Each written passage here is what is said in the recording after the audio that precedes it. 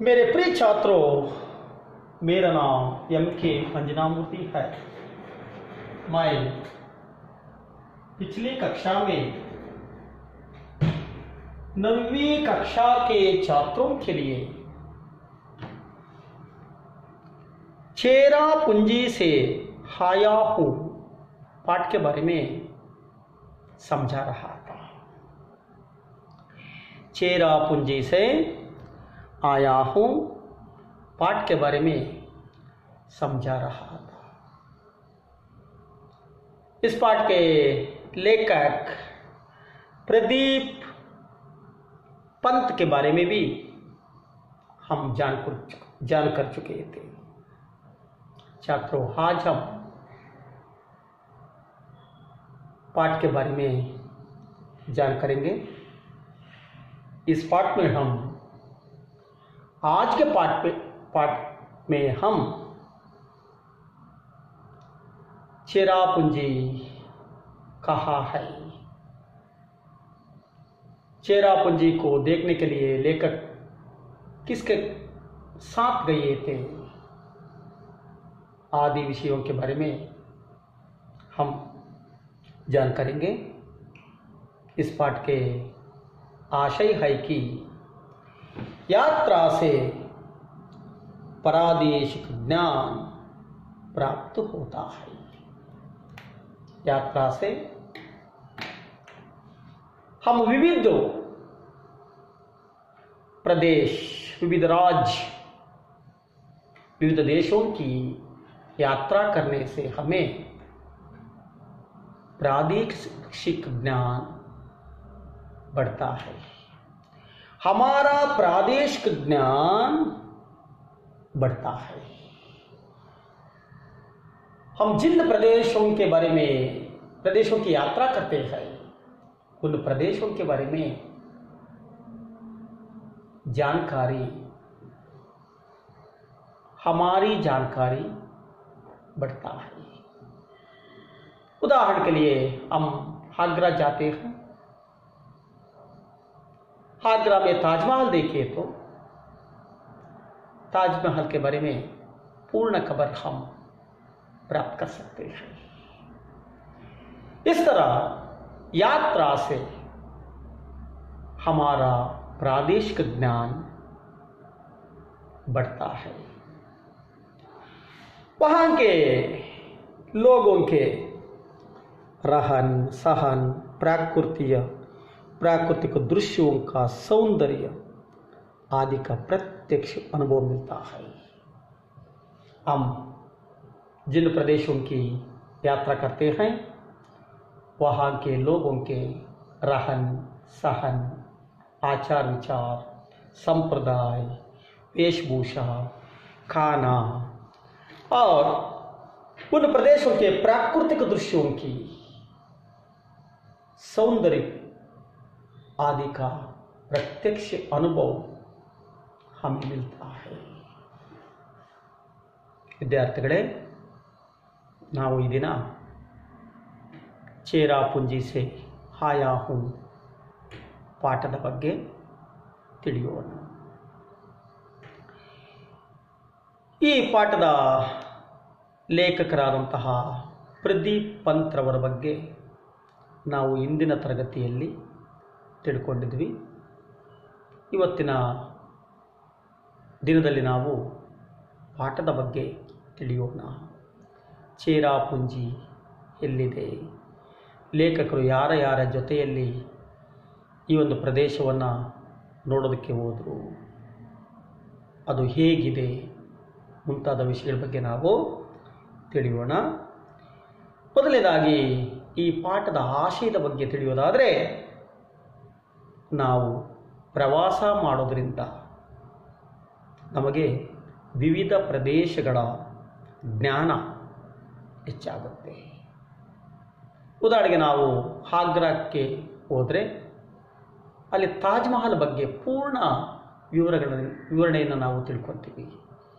ತಾಜ್ ಮಹಲನ್ನು ಯಾರು ಕಟ್ಟಿಸಿದ್ರು, ಯಾಕೆ ಕಟ್ಟಿಸಿದ್ರು, ಅದು ಯಾವುದರಿಂದ ರೂಪಿತವಾಗಿದೆ, ಎಷ್ಟು ವರ್ಷಗಳಾಗಿದೆ ಕಟ್ಟಿ, ಈ ಥರ ಅದರ ಬಗ್ಗೆ ಪೂರ್ಣವಾದ ವಿವರಣೆಯನ್ನು ನಾವು ಮಾಹಿತಿಯನ್ನು ನಾವು ಪಡಿತೀವಿ. ನಾವು ಯಾವುದೇ ಪ್ರದೇಶದಲ್ಲಿ ಪ್ರವಾಸ ಮಾಡಿದ್ರು ಆ ಪ್ರದೇಶದ ಪ್ರಾಕೃತಿಕ ಸೌಂದರ್ಯ, ಅಲ್ಲಿ ವಾಸ ಮಾಡುವಂತಹ ಜನರ ಆಚಾರ ವಿಚಾರ, ಸಂಪ್ರದಾಯಗಳು, ವೇಷಭೂಷಣ, ಅಲ್ಲಿಯ ಜನರ ಆಹಾರ ಪದ್ಧತಿ ಮುಂತಾದವುಗಳ ಬಗ್ಗೆ ತಿಳ್ಕೊಳ್ಳೋದ್ರ ಜೊತೆಗೆ ಅಲ್ಲಿಯ ಆ ಪ್ರದೇಶದ ಪ್ರತ್ಯಕ್ಷ ಪ್ರಕೃತಿ ಸೌಂದರ್ಯದ ಅನುಭವವಾಗುತ್ತೆ. ಈ स्पाट द्वारा छात्र चेरापूंजी का परिचय प्राप्त कर सकते हैं. ಈ ಪಾಠದಿಂದ ಚೇರಾಪುಂಜಿಯ ಬಗ್ಗೆ ನಾವು ಚಿರಾಪುಂಜಿ ಪ್ರದೇಶದ ಬಗ್ಗೆ ನಾವು ತಿಳ್ಕೊಳ್ತೀವಿ. मेघालय यानी बादलों का घर. मेघालय भारत के राज्यों में मेघालय भी एक है. भारत के राज्यों में मेघालय भी एक है. मेघ प्लस हालय मेघालय.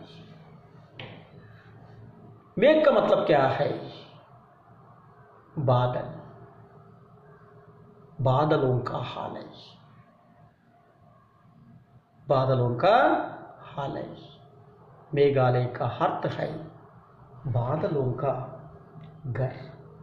बादल का मतलब ಮೋಡಗಳು.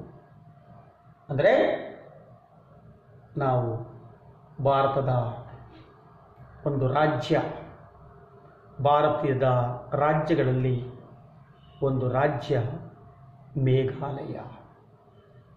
ಮೇಘಾಲಯ ಪದವನ್ನು ಬಿಡಿಸಿದಾಗ ಮೇಘ್ ಪ್ಲಸ್ ಹಾಲೈ ಆಗುತ್ತೆ. ಮೇಘ ಅಂದರೆ ಏನು? ಮೋಡಗಳು. हालय मनी. मेघालय का मतलब मेघों का घर, बादलों का घर. मेघालय ಈ ಪದದ ಅರ್ಥ ಮೇಘ ಪ್ಲಸ್ ಹಾಲಯ, ಮೇಘಾಲಯ ಅಂದರೆ ಮೋಡಗಳ ಮನೆ. ಮೇಘಾಲಯ ಎಂಬ ಪದದ ಅರ್ಥ ಮೋಡಗಳ ಮನೆ. बादल किसे कहते हैं? बादल, मेघ किसे कहते हैं?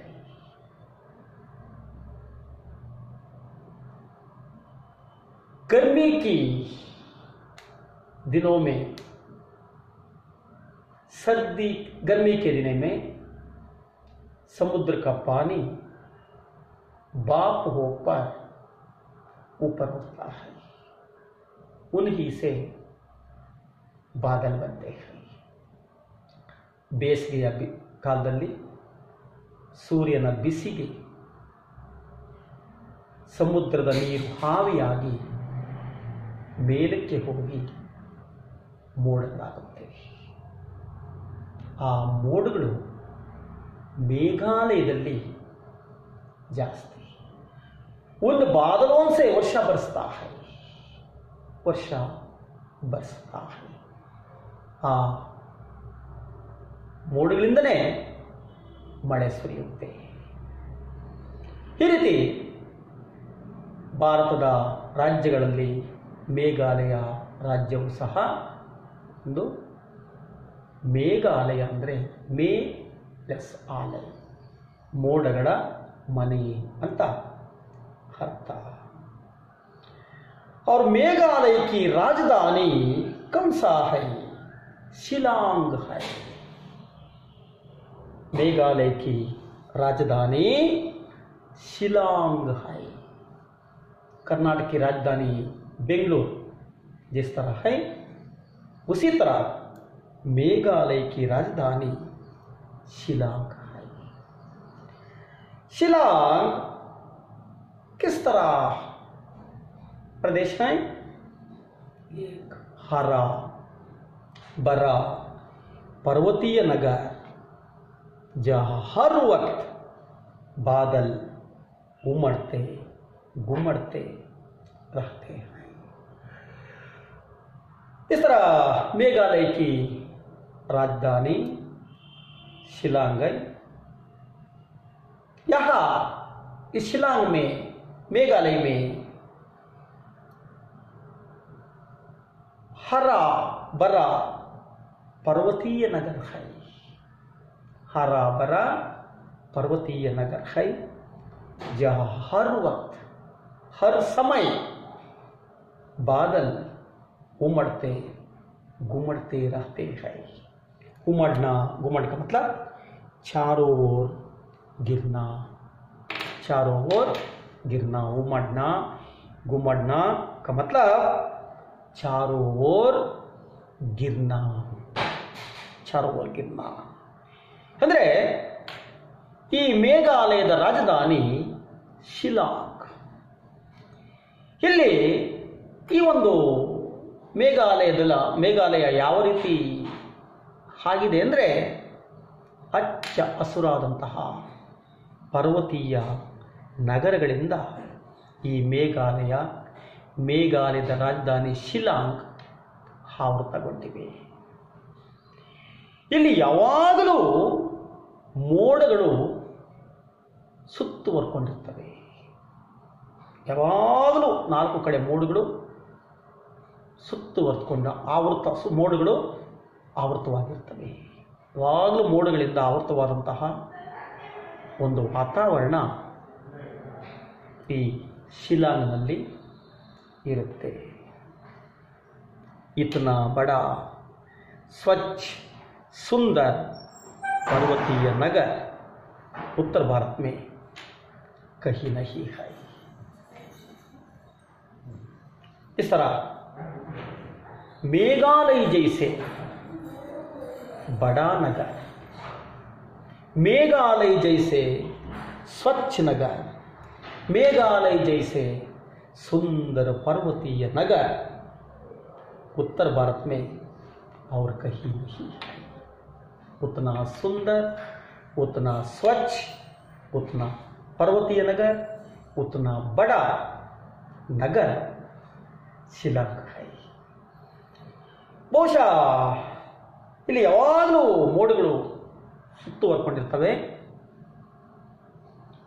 ಈ ಶಿಲಾಂಗ್ನಂತಹ ದೊಡ್ಡ ನಗರ, ಶಿಲಾಂಗ್ನಂತಹ ಸ್ವಚ್ಛವಾಗಿರುವಂತಹ ನಗರ, ಶಿಲಾಂಗ್ನಂತಹ ಸುಂದರ ಪರ್ವತಗಳ ನಗರ ಉತ್ತರ ಭಾರತದಲ್ಲಿ ಬೇರೆ ಎಲ್ಲೂ ಸಹ ಸಿಗುತ್ತಿಲ್ಲ.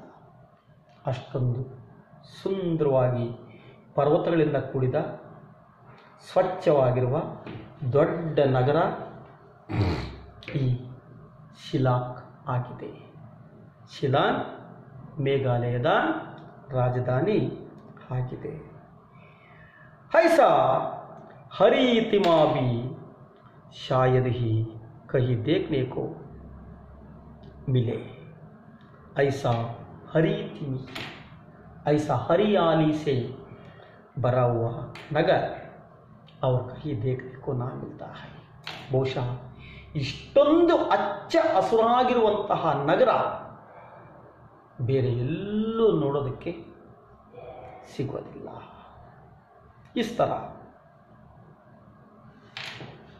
मेघालय की राजधानी शिलांग है.